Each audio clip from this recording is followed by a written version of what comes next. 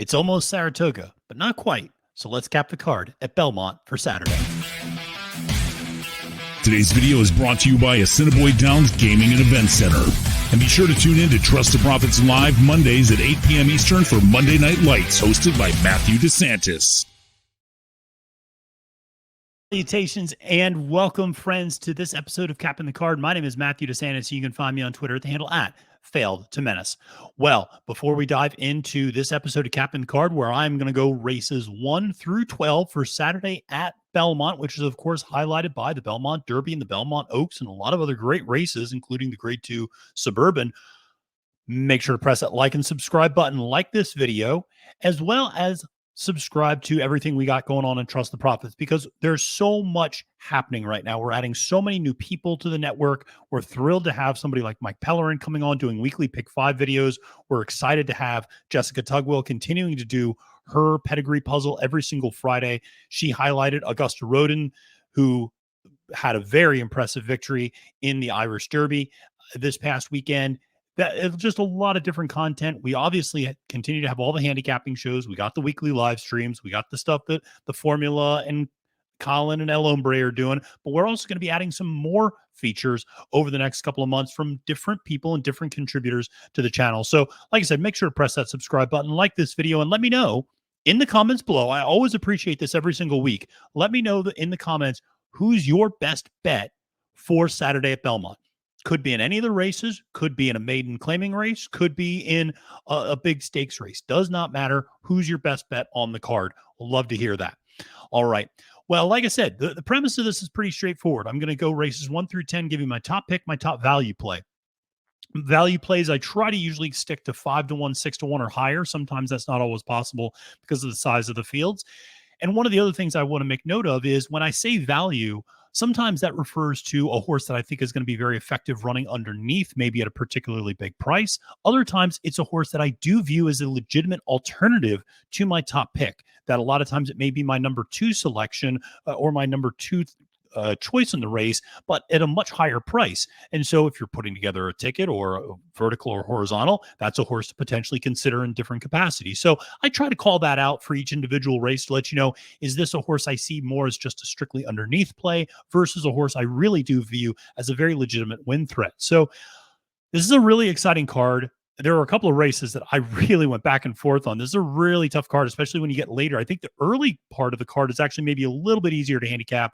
I think there's a couple of races that it's hard to get around some favorites, but I think there's still some prices to be had throughout this card. So let's dive in to this 12 race card on Saturday. And let's start things off in race number 1, which is a $90,000 maiden special weight going 5.5 furlongs for 2-year-old fillies. And this is one which a lot of people are going to be paying attention to early because the number 3 horse, Exhilarate for Belmont, is the first offspring of the multiple Grade 1 winner, Elate. She had her first offspring, Exhilarate, who is sired by Warfront. Not exactly the most precocious sire in the world. And interestingly enough, Belmont is not a particularly high percentage trainer in these spots. Only 11% winning with 2-year-old maiden special weights at Belmont over the last 5 years. Interestingly, this horse also has had a little bit of an odd workout tab, fired off a bullet up at Saratoga on June 14th, then followed that up with a rather slow gate work going 4 furlongs on June 21st, and then a very slow 5 furlong turf work where it worked out with its stablemate, who's also in this race, the number 2 Magic Cross for Belmont, who's sired by Good Magic. Actually, from a pedigree standpoint, Good Magic is actually a much more precocious sire than Warfront, but obviously a late, huge name in the distaff division for all those years, and very, very talented mare. And so excited to see Exhilarate, but I'm going to go past those two. I'm going to go to the number 6 horse as my top selection, Devil at Midnight. And this is a horse that already has a race under its belt. And to me, when you're talking about these 2-year-old races, I think that is extremely valuable. It's one thing when you start getting into maybe 3-year-old races and horses making debuts. Those horses likely have been schooled for a while, matured for a while, had a lot of works leading up to this. When you're talking about 2-year-olds, I really do value past experience over pedigree in some instances. So Devil at Midnight, 3-1 on the morning line for Melanie Giddings and with Sean Bridgemoen aboard. This horse showed a lot of speed on debut, which is something I always like to see. Went off as a big price, actually 16-1 that day, but really ran well. It was a small field, but broke from the inside rail. Always a tricky thing to do in those 5 furlong sprints. And more importantly, stumbled out of the gate, or actually kind of went down. It almost looked like on its knees a little bit, or not quite all the way to its knees, but it kind of stumbled out of the gate and still managed to have such amazing speed, was able to open up and get up out there on the field in an $87,000 maiden special weight. So this is a horse that was, I think, very well intended and was not a very expensive horse. This is a horse that only cost $7,000 in the March sales. So this is, one of those horses that ended up being really, really, it could end up being a real steal because this horse, just by finishing third in debuts, already won $10,000. So pretty amazing, and certainly one that I'm rooting for because Melanie Giddings is the owner of this horse as well. So I do like to see those trainer owner angles quite a bit. This horse also came out of that June 18th race and fired off a very impressive 47-4 4 furlong bullet at Saratoga, first to 45 that day on June 30th. So this horse has come back fresh. Those fractions first time out were very fast.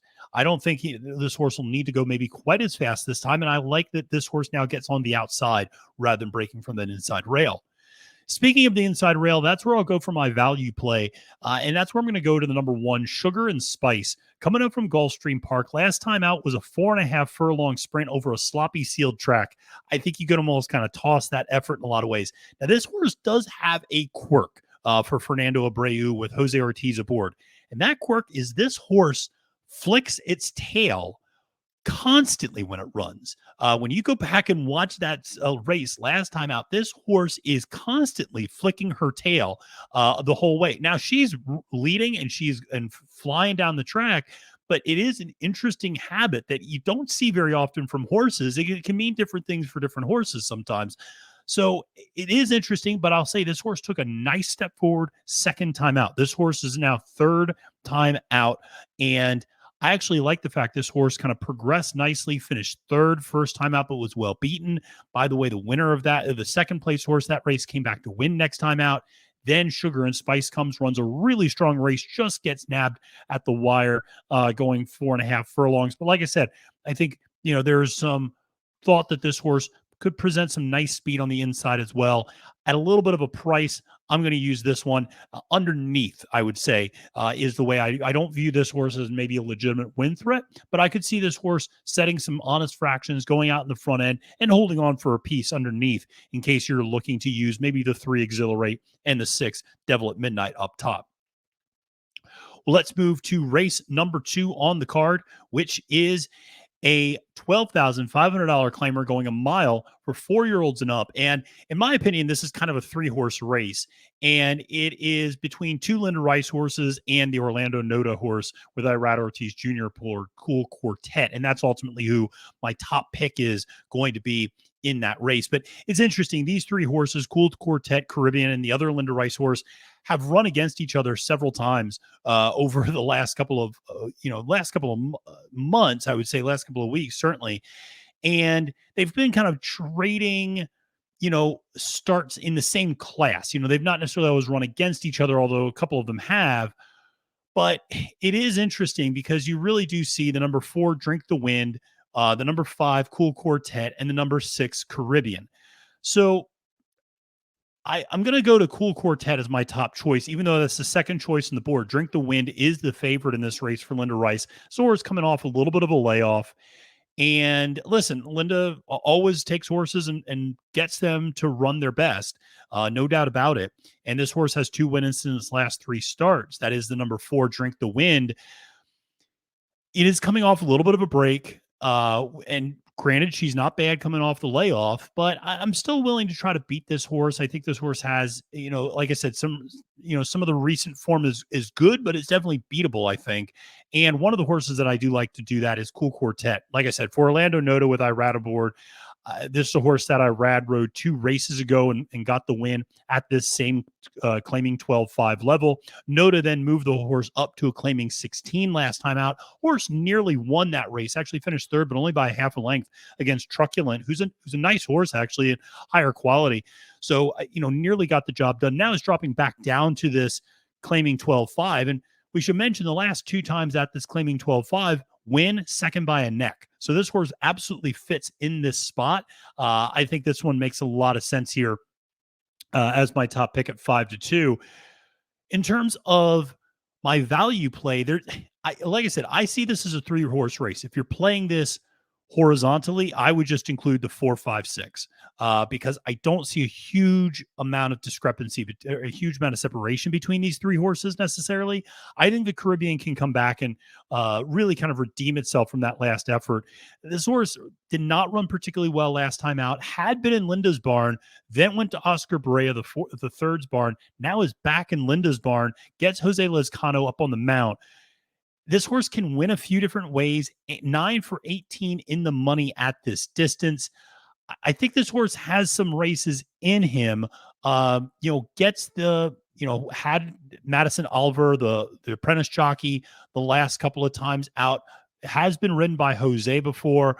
Obviously, Jose goes to the number 4, Drink the Win for Linda. But Lezcano's her kind of, 1A, 1B with Jose. So I think Caribbean presents a little bit of value. Again, if you're looking to play this horse, underneath, up top, I see this as a very close race between the 4, 5, and 6. So the 5's my top choice in Cool Quartet. I just think this horse at the claiming 12-5 level looks pretty tough, and I'm willing to try to beat the favorite coming off a little bit of a layoff. Caribbean might be more of an underneath play, but I do think has a chance to upset and potentially get the win here as well. Let's move on to race number 3 on the card, which is another $90,000 maiden special weight. And this one is going 7 furlongs on the turf for 3-year-olds and up. And these are for fillies and mares. And I'm going to try to beat the favorite in this race. And that is the number 4, Doral, who's 2-1 for Belmont. And I like Belmont a lot as a trainer. This is a horse that does seem to have a tendency to hang a little bit. 4 career starts, 3 second-place efforts. That starts to be a little concerning. The other thing is Belmont only 8% in maiden special weights on the Belmont turf the last 5 years. So when you're talking about turf sprints at Belmont, that's not really Belmont's MO. And so I'm willing to try to get past this one, who, again, has gone off of the favorite the last 3 times out and has a second, 2 seconds, and a very distant 7th, actually, at Keeneland over a good turf that day. So who am I going to go to if I'm going to try to fade the favorite? I'm going to go to a second choice, potentially a third choice, because there is a main track only entry who's actually 9-5 for Linda Rice. But based upon the weather, should be all right. And so it's unlikely that the number 9 Portage is going to actually be entered in the race. But I like the number 8 Spun Special for Leah Giarmati with Javier Castellano aboard. This horse has only run on the turf twice, but the speed figures make sense. And if you look, this horse got on the turf, ran a pretty nice figure, and then promptly went to the bench for 6 months from November until May. Then comes back, runs on the dirt in a maiden special weight 56 at Monmouth, then steps up and last time out runs at this level going 6 furlongs and finishes second by 3 3.25 lengths. But what I like about it is you see a progression from a buyer speed figure, and the horse's running style should set up nicely for 7 furlongs. The horse can sit relatively close. I would imagine will be kind of a second flight type of a horse, sit maybe 2-3 lengths off the pace, and especially breaking from that far outside post position will be able to kind of slot in where it needs to, but has good tactical speed, but can still, like I said, sit and take back a little bit. I think this horse might be a little bit better off stalking in this particular race. So this is one of those where I really do like Spun Special, the number 8 at 7-2 on the morning line. You're getting a little bit more of a price, and a horse that, again, has turned in really honest efforts, and every single race kind of makes sense when you go and look at this horse and what it's performed. Again, 4 for 6 lifetime in the money, but I'm not as worried about this horse hanging necessarily as much as I think this horse is finally at the right distance, at the right surface, and now you're getting third back in the form cycle. So a lot to like there, I think, for Spun Special. Now, from a value standpoint, I like the number 5 Classic Performer. This is one who's 8-1 in the morning line for trainer Jose Camejo. One of the things that I will always say about Jose Camejo, and it's a note that I've made before, is he regularly upgrades his jockeys. And what I mean by that is he will sit there and he runs a lot of horses like down in Louisiana at the fairgrounds. And it's so interesting. You'll see him do this all the time, where on big days, leading up to the big day, he will have kind of local jockeys riding his horses. Then suddenly the big day comes, and guess what? Flavian Pratt's riding his horse. Irad Ortiz Jr. is riding his horse. Johnny Velasquez is riding his horse. Luis Saez is riding his horse. Well, he gets Luis Saez aboard today. And no disrespect to Jose Gomez, who rode the horse last time, but Luis is, potentially a Hall of Famer. And so this is, one of the great jockeys that we have right now. So getting Saez up on the mount, even though Saez is not won yet at Belmont this meet. Granted, he's been in Kentucky most of the time, but still, I think this is a horse that is trending the right direction, has the right sort of running style. I actually think more distance is going to do this horse well. This horse was running at 5.5 furlongs. I think stretching this horse out to 7 is kind of what this horse should be better at doing. This horse can make up ground, can pass other horses, but should sit a useful trip. And so I like this horse quite a bit. At 8-1 in the morning line, you're getting a nice horse. I like the Candy Ride influence underneath, Scat Daddy influence with Mendelssohn up top. So I like this horse a little bit. I probably more of an underneath play, in all honesty, but I think one that is going to outrun those 8-1 odds in race number 3. Let's go to race number 4, which is a $95,000 allowance. Going 6 furlongs for 3-year-olds and up. And this is where the early pick 5 gets really interesting, because I think there are back-to-back races where you could potentially make the argument you can single.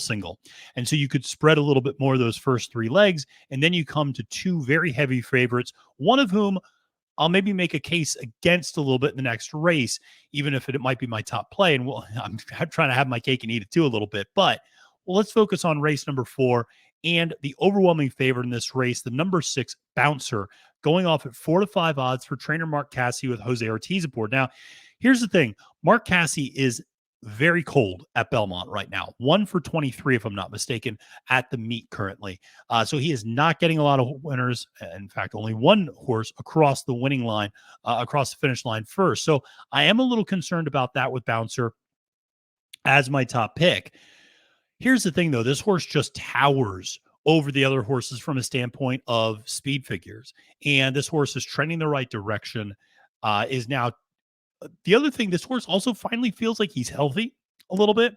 And this horse is running back-to-back races for the first time since its maiden and second race.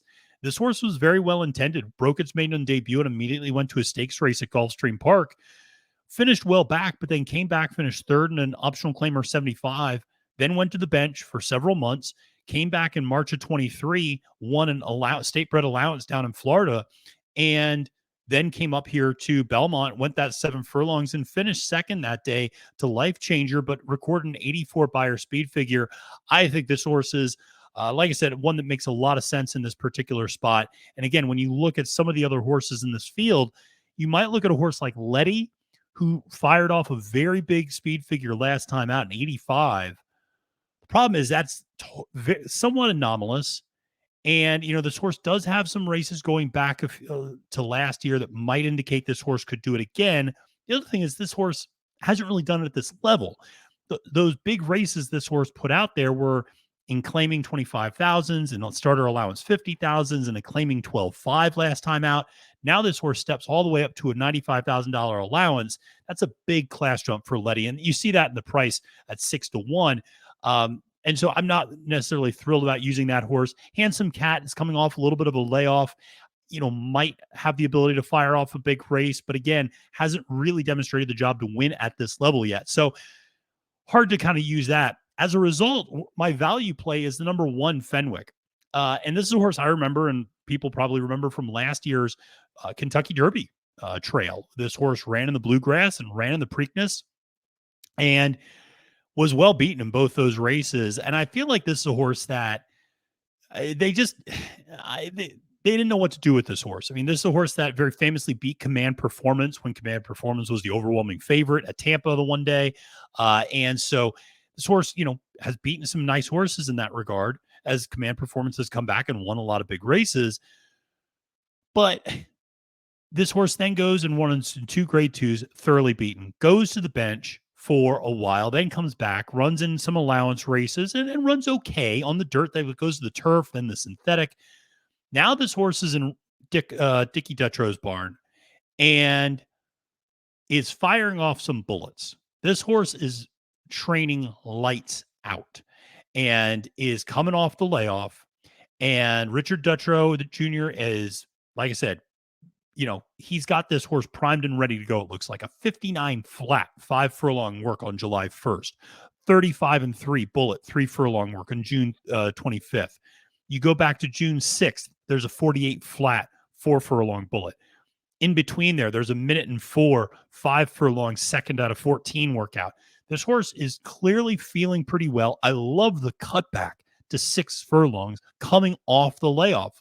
This horse has never been known for being overwhelmingly fast, but obviously could beat a horse like Command Performance, who a lot of people thought had some decent speed.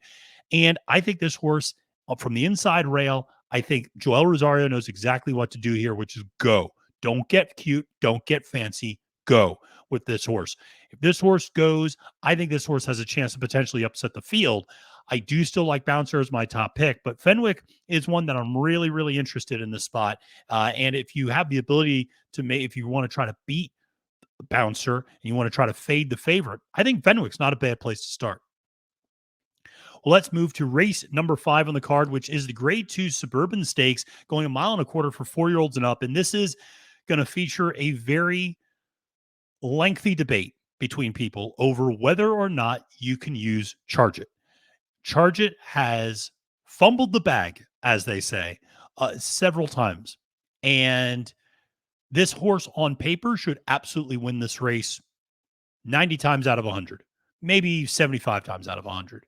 But this horse should be, if they run this race in a simulation, this horse absolutely is the winner the most number of times. The key is they don't run these things in simulations. They actually run them on the track. And as a result, you have to look at Charge It's record. And on the track, Charge It has somewhat of a spotted record. That this is a horse that takes a lot of money. Granted, last time out recorded a 102 buyer speed figure, finishing 4th in a much tougher spot in the grade 1 Met Mile, and finished behind Cody's Wish and Zandon and White Abario. Excellent horses, all of whom would be 3 to 5 if they ran in this race. Cody's Wish would be 1 to 5 or 1 to 9 in this race. You go back and look at the Oaklawn handicap, and maybe going 1.1 miles might have not been what this horse wanted to do on that particular day. Oaklawn can be a little bit of an interesting track, was a little bit of a closing favoring track, and he was sitting a little bit more of a forward trip that day. The Gulfstream Park Mile getting beaten by Endorsed. It's a little concerning. And that's when after that race is when they put the blinkers on. But at his best, he is dazzling. He's got those big 100+ buyer speed figures, the 111 in the Dwyer, the 102 at Gulfstream Park, and the 102 last time out in the Met Mile. Now, if you want to try to beat him, I completely understand that logic. If you want to try to single him, you're going to be a little bit nervous coming into that last leg if you're still alive, but he also makes sense as a single because I could totally see this horse. Because here's the other thing, from a race shape standpoint, he should be the only speed in the race. He should be able to go out there and just run whatever he wants because nobody else is fast enough to challenge him. So he should be able to get out there just as he did in his maiden down at Gulfstream Park and just wire the field. And basically that's what he did at the Dwyer. I mean, he sat second very early on and then just kind of drew clear and wired the field. And that seems to be what he does best. When he gets more 3 or 4 back is where he gets into trouble.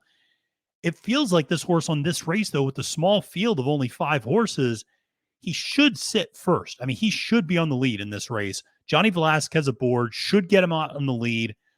I think the intent is very clear here. Get this horse on the lead, set his own fractions, and let him run his race. He's going to be my top pick. I don't say that with 100% confidence, but with as much confidence as I have in anybody in this field.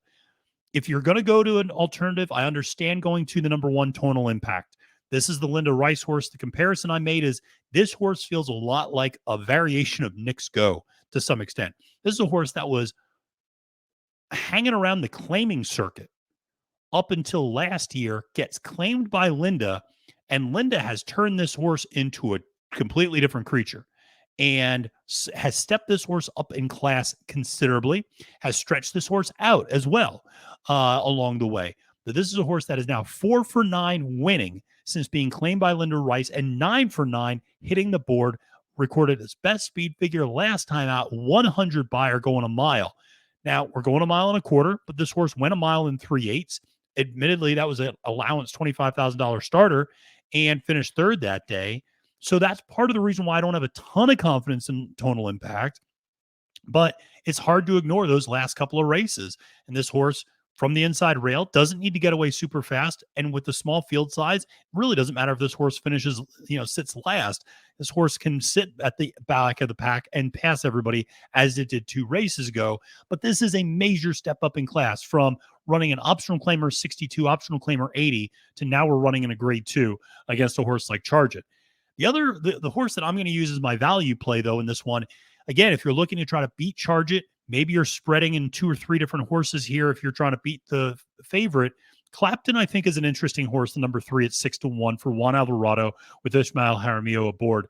It's a horse that ran really well, I thought, at the Pimlico Special and finished behind Rattle and Roll, who, of course, we saw come back to win another Grade 3 race, and then just last week run a really valiant second in the Grade 1 Stephen Foster. So finishing behind Rattle and Roll, no shots at that horse. Before that, had won the Grade 3 Ghost Sapper.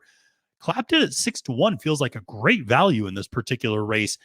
I think there's some questions about the mile and a quarter, but again, with a small field and with Charge It likely setting the fractions, this is a horse that, again, is going to be sitting probably mid-pack or further back and is going to make that same sort of move that Tonal Impact makes, but just isn't going to be as far back as it normally is. So I think this horse makes a lot of sense. I think could sit a very similar trip to what it sat in the Ghost Sapper, where really the horse sat third and wasn't that far off the pace, and then you ended up seeing that horse being able to win. I also like the fact this horse has won off Lasix, and that's something which is of note because Linda has never raced Tonal Impact off of Lasix before. So that is certainly a concern with a horse like Tonal Impact. How is that horse going to run without Lasix? All right.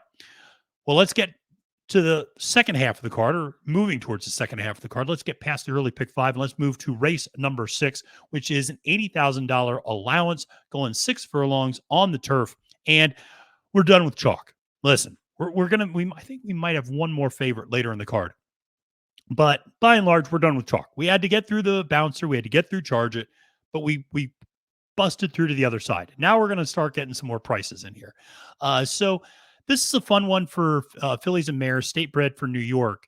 And my top pick here is the number 4 Royal Dancer for Michelle Nevin with Irad Ortiz Jr. aboard. And this is also one, I'll be honest with you, there's also times where I'm doing this and I go, I don't think I have Irad up here enough in terms of winning some of these races. And you kind of go back and go, where does it look like Irad might just get one in this race? And this really does feel like one for Irad. This is a horse that is now third back in the form cycle and is getting the blinkers put on. So you're getting a little bit of an equipment change. Michelle Nevin's winning at a 24% clip this Belmont meet. Irad obviously is winning 27% of the time out. You put these two together, that's a pretty good recipe. Now, Irad has ridden this horse before, ran this horse actually in a stakes race back last year at Saratoga and finished second to Golden Rocket.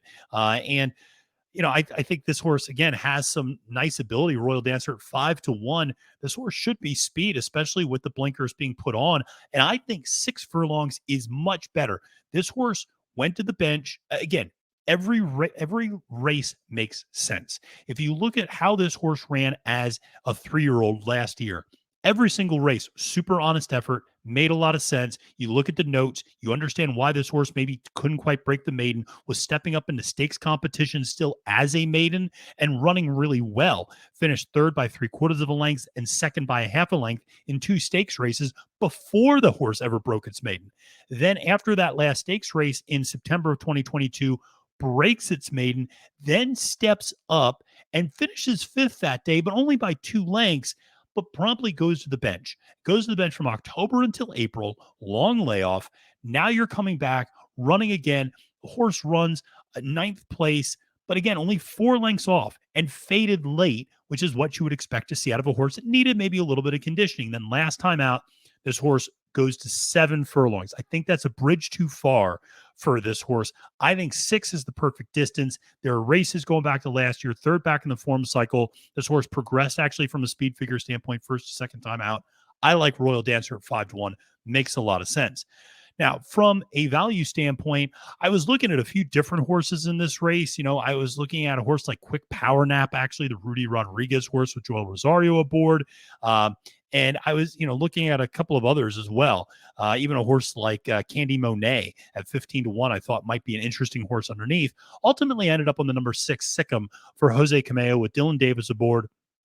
This is a horse that has good turf races in its past, has won on the turf multiple times, is 5 for 10 in the exacta on the turf, and has run good races at this state bred allowance non-winners of one level. And so you go back and look at that April 22nd race at Aqueduct, the May 14th race at Belmont. Those are both solid races, particularly that April 22nd race that produced 2 next out winners from the top 3. Sikkim was right there in between those two, finishing second that day.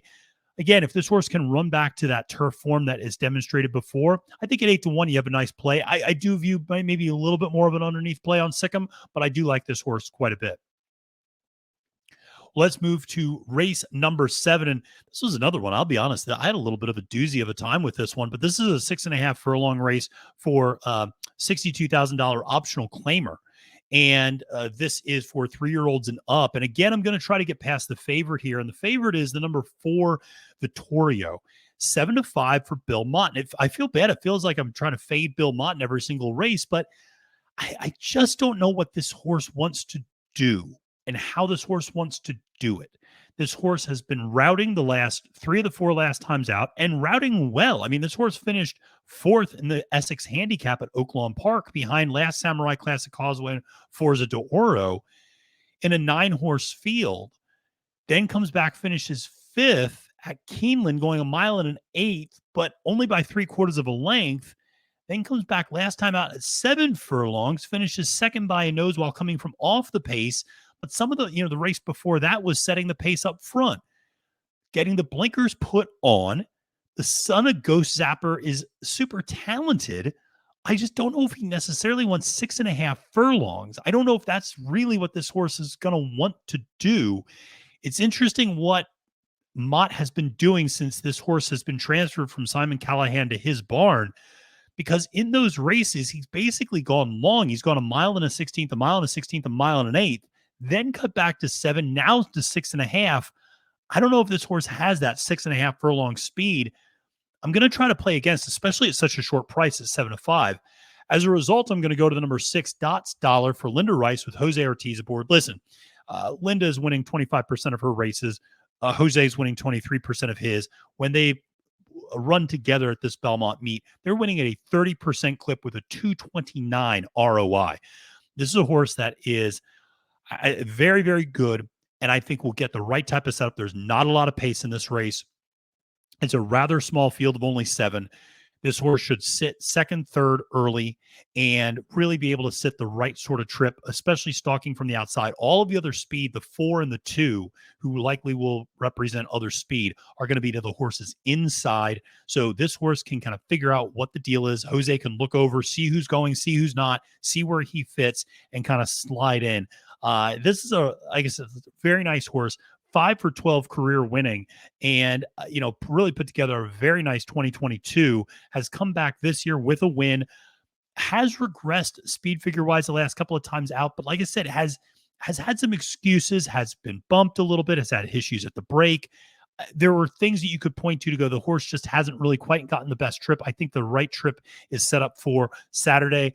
I like this one as my top pick at 5-2 on the morning line. Now, from a value standpoint, again, this is not a very big field. I view this more as an underneath play, but 24 Mamba at 8-1. I'm going to take a shot with this horse. This horse is pretty interesting and flashed a big speed figure last time out. Now, granted, stepping up big time in class, going from claiming 40,000 up to an optional claimer 62. But I think Charlton Baker realized what he had with this horse to some extent and did not want to expose this horse to the claim again. Because this horse, was claimed by him from the Rob Atras barn 2 races ago. Then last race for the Baker barn runs a really strong race and wins by a length and a quarter, going 6.5 furlongs. This horse is 2 for 3 winning at this distance. Is a horse that has turned in a lot of really good efforts. A lot of those were on the synthetic, actually, at Woodbine and Turfway Park. But since coming over to the dirt, has run well. And again, I think has a shot here. Has run against a horse like Majority Partner, who's one of the kind of the third choice in this race a few races ago and finished a little bit behind that one. But again, I think this horse is on the come up. And at 8-1, getting a little bit of value. This horse is going to come from off the pace. So if maybe the 2, 4, and 6 are all kind of pressing each other, maybe the one ends up getting up some pieces and picking up some pieces late. But this is one that I absolutely like underneath. Let's move to race number 8 on the card. And this is the Belmont Oaks. And what a race. And first of all, let me just say, what a 3-year-old crop of turf horses we have, both in terms of the fillies and the boys, who we'll get to later in the Belmont Derby. Outstanding crop. A lot of exciting horses, I think, in this division. And I'm just hoping, and I'm pretty hopeful, that we're going to see them come back as 4 and 5 and 6-year-olds to really replenish that older turf division, which I think needs a little bit of replenishing because we've seen a lot of these same horses running again and again and again. So let's talk a little bit about this Belmont Oaks. And this was one where I went in thinking I was going to find a big price. And every time I kind of turned to a big price, there was something that turned me off. And I kept coming back to Mission of Joy, the Grand Motion horse, who is the favorite at 2-1. And I just couldn't get past this horse. Every single time I tried to find a reason to get past the horse, I go, well, but the horse really didn't do anything wrong. The Edgewood, the horse ran into legitimate issues, clipped heels, was kind of held up at one point, and still managed to finish a very valiant third that day. Came back immediately and beat the field in impressive fashion and beat Papilio, who's his biggest rival in this race, or her biggest rival, I should say, in this race, recorded her best speed figure. I think this horse is only getting better. I like this horse quite a bit for Grand Motion, who has been, running well at Belmont, gets Tyler Gaffleone up on the mount, who rode this horse last time in the regret at Churchill Downs to the win that day. Gets the inside rail going 1.25 miles. The Kitten's Joy daughter is going to be able to get that distance, I think, without any issue. Has enough tactical speed that she's not going to get shuffled all the way back. So I like this one quite a bit. Now, like I said, I'm a sucker for Papilio. If anybody's ever listened to me, they know I like talking about Papilio a lot. But Papilio does feel like a horse that is a horse you chase. And I talked about Mark Casse. I used him on Bouncer. But again, Mark Casse, 1 for 23 at this meet. Now, granted, 7 for 23 in the exacta. So he's getting horses that are close, but just not winning quite yet. Papilio does feel like a horse that is still very green in a lot of ways. I know Casse made the joke after he won the Appalachian that, we just need to teach the horse how to run straight. And that does seem to be a little bit of an issue with Papilio, that he's a little all over the place and sometimes can be his own biggest problem. So he's one that like I said, was going to go past. Prerequisite for Chad Brown as a horse I looked at a little bit. But again, Chad in these sorts of spots, I don't necessarily love. Irad on a horse that's going to be up on the lead. Also, I think it's notable that Flavian Pratt leaves Prerequisite for Irad and goes to Asprey instead.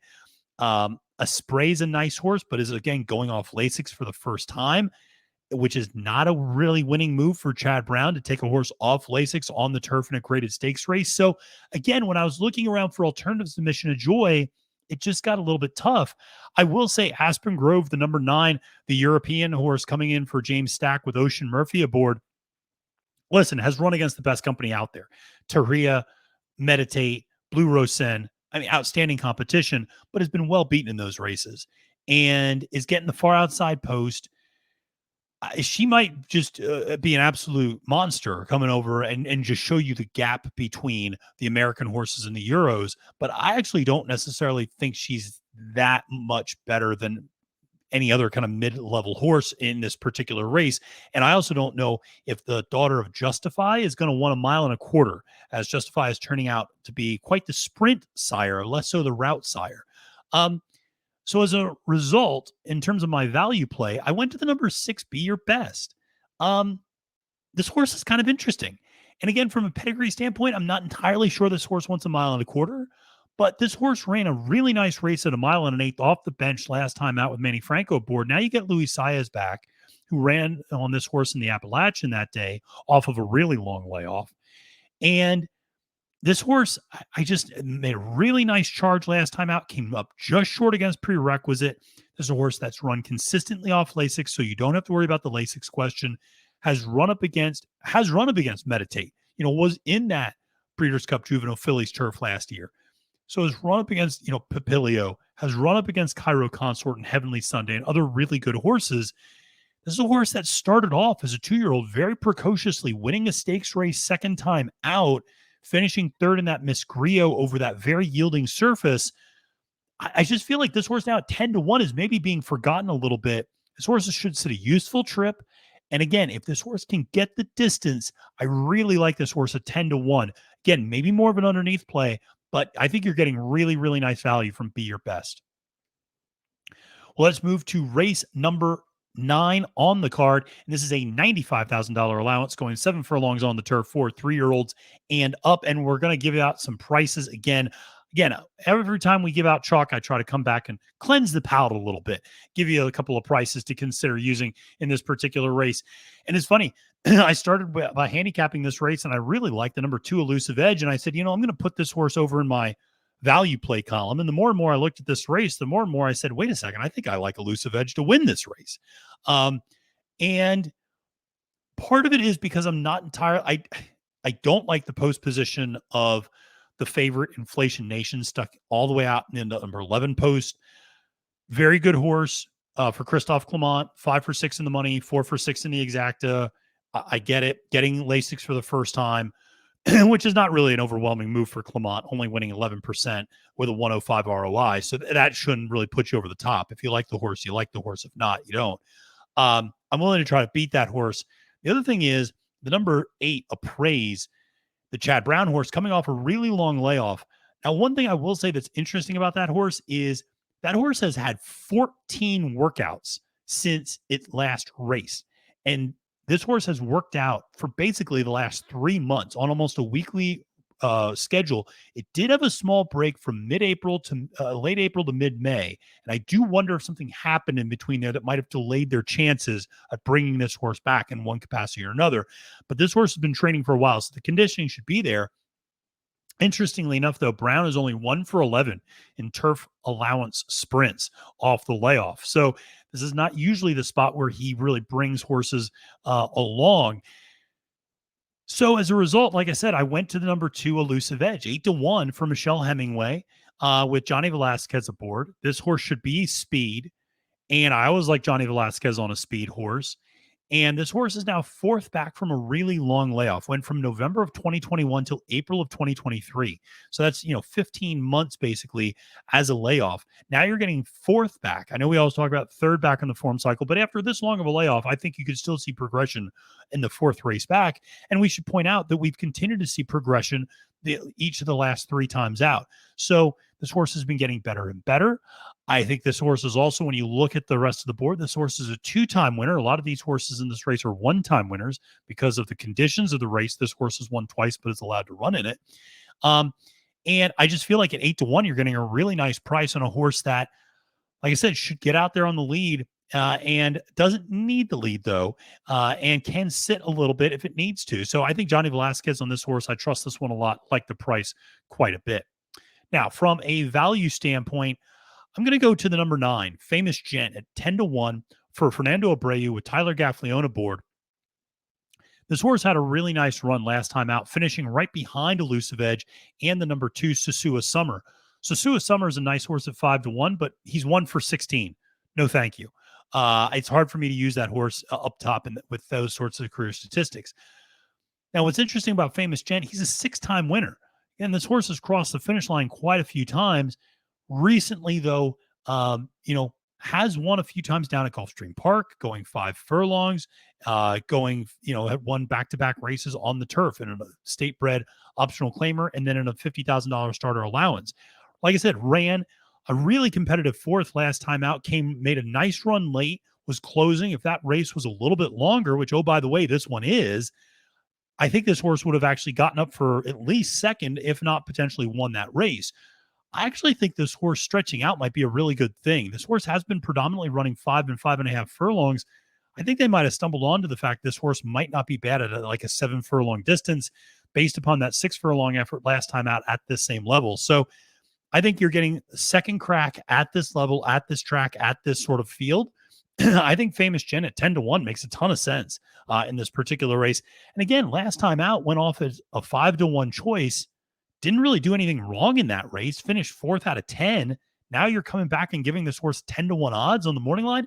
This feels like a little bit of this horse might get bet down, a little bit of a value there in terms of what I like in this one, just because I think there are some holes to poke in the two favorites in this race. You can find some value in this one.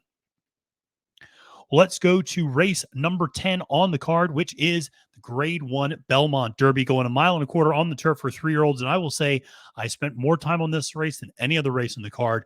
I went back and forth on this one. This was a really tough race to handicap. And if you're playing it horizontally and you have a strong opinion, good for you. Leverage that strong opinion because, man alive, it is tough. I think to have that strong of an opinion in this race. This is one where I'd probably spread a little bit. I don't think I need to spread a ton, but I need to at least spread a little bit in this one. But again, if you have a strong opinion, you might be able to get an advantage over everybody else if you can leverage that opinion in your horizontals. But ultimately, I went to the number 5 Farbridge as my top pick. This is the second choice on the board at 4-1 on the morning line for Todd Pletcher and getting Jose Ortiz aboard. I never thought I'd say this, but I think this is a jockey upgrade from Joel Rosario. The way that Joel has been riding has just been, he's been in a funk. And everybody gets in him. And it's one of those things. And, Luis Saez was in a long funk, and Joel Rosario's been in a funk, and Irad's been in funks, and Flavian Pratt's been in funks. Everybody gets in a funk. Joel is just not riding that well. And I don't know how much of the last 2 times out where this horse has finished second in 2 grade 2 races in the American turf by a nose to Webslinger and then by a length to Kalik in the Pennine Ridge. I don't know how much of this was the horse. I don't know how much of this was Joel. What I will say is Jose gets back aboard. Jose was aboard on this horse's perhaps most impressive effort when this horse won by 3.5 lengths in an optional claimer 75 down at Gulfstream Park. So Jose knows the horse. I think they're stretching this horse out to 1.25 miles. I think that's going to be just fine. English Channel up top, Dam Out of Kitten's Joy underneath. This horse should want to run 1.25 miles, 1.5 miles. So I think this is a really serious horse in this spot.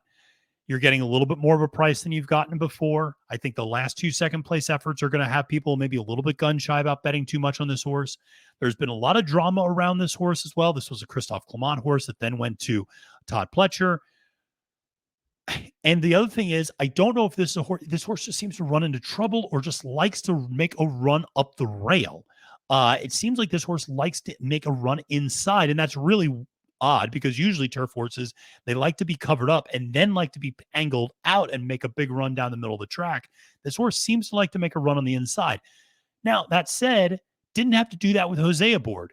So I think this horse can run the kind of traditional race that we would expect, sitting mid-pack, maybe even a little further back, and then exploding. So I think this one just makes a ton of sense. You're going to get an honest pace in this one because I think the 7 Wizard of Westwood for Michael McCarthy and Kalik for Chad Brown are going to go up front. I think Wizard of Westwood is just much faster than Kalik, actually. I think Wizard of Westwood might just go out there and set really big fractions, but that will allow people to be able to close into it.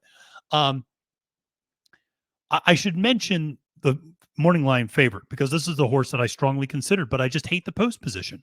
The Foxes, an amazing horse who has run up against the best. Augusta Rodin, King of Steel, White Birch, Indestructible, Dubai Mile. Holloway Boy. These are outstanding horses. Flying Honors. These are outstanding European horses, some of the best turf horses in the world at this class. Maybe Augusta Rodin might be the best turf horse in the world at this class, and has run up against those. Has won a Group 2 twice, by the way, and finished second in a Group 3, 2 indestructible, and then went and finished fifth in the Epsom Derby last time out. Now comes over here for Andrew Balding, Ocean Murphy. I just hate the number 11 post. Typically, European horses like to be covered up. I don't know how this horse is going to work out that sort of a trip in this particular race. The pedigree is outstanding. This horse might just be 10 lengths better than everybody else, and it wouldn't shock me. I think the cut back to 1.25 miles is perfect. I just had too many questions about the trip this horse was going to be able to get in this particular race. I don't question the horse's class. I don't question the horse's ability. I love Ocean Murphy as a jockey. And now that he's kind of back aboard and back in the game, it's great to see him. So I love the Foxes. If I was spreading, I absolutely would be including the two favorites here. But let me give you a little bit of a value in this race, and that's the number 10 redistricting. People are going to go to some other Chad Brown horses. I'm going to go to this one. This is a horse that broke a trend. And I always like horses that break trends. We're going to talk about another one in the next race, actually. But I like horses that break trends. The trend was that Chad and Irad had not won a debut maiden special weight on the turf at Belmont in 5 years. That's hard to believe until redistricting. Redistricting not only won, did it with style and just blew away the competition. And now Chad is taking this horse from a maiden special weight to a grade 1. He does not do that lightly. He does not do that often, folks. This horse is clearly well intended. 8-1 in the morning line. Pratt now comes aboard. I actually like that. Pratt's been having a spectacular Belmont meet just over the last couple of weeks. He won 5 races earlier this week. I think this horse at 8-1 provides great value. I think this horse has a huge shot to upset the field. This is one I would probably go 3 deep in this race with the 5, 10, 11, and maybe hope that I catch the 10 instead of one of the 2 favorites. But again, the 10 here just makes a ton of sense. I really like redistricting in this spot. I think this is just a super talented horse who I think we're only starting to see the potential of and could just become another monster in this 3-year-old turf division. So really like this one a lot for Chad in this race. Let's move to race number 11 on the card. And this is the Victory Ride Stakes, grade 3, 6.5 furlongs for 3-year-old fillies. And I'm going to fade the favorite Maple Leaf Mel, a horse that I saw win in person very impressively. But this is a horse that's going to face a little bit more front-end pressure than it's faced before.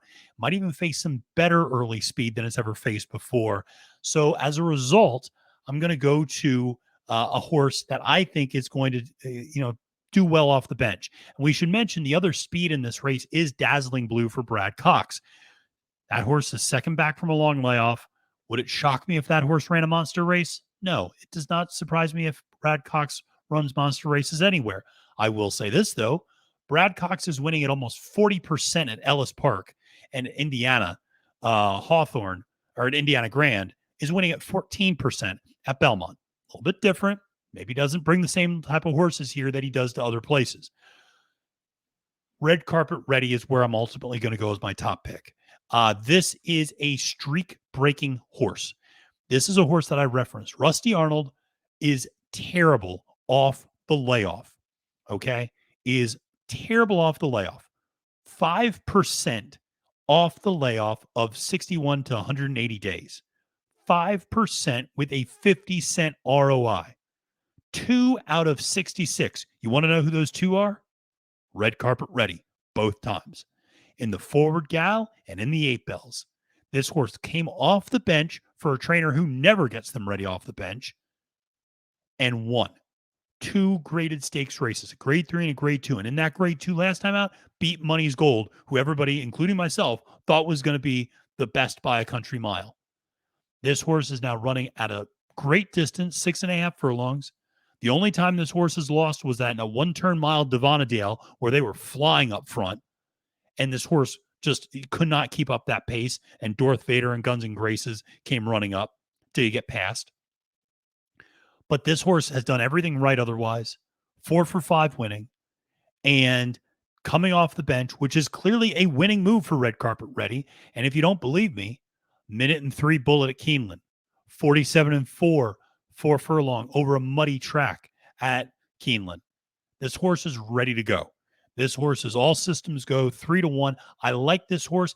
I would love for this horse to replicate the 8 bells. Sit just behind Maple Leaf Mel and Dazzling Blue and then launch. And I think that's exactly the trip that you're going to be able to get from the outside post position for Luis Saez. Now, from a value standpoint, I love the number 3 Vava. Vava for Cherie DeVoe, who I got to give a shout out. I like Cagliostro in the Indiana Derby, by the way. I like that horse quite a bit.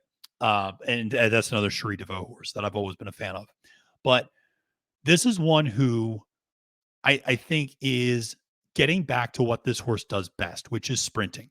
They tried to stretch this horse out to kind of put it on the Oaks Trail, on the Intappable, in the Rachel Alexandra. Just wasn't quite there. Cut this horse back, and guess what? The horse immediately started to show much better results.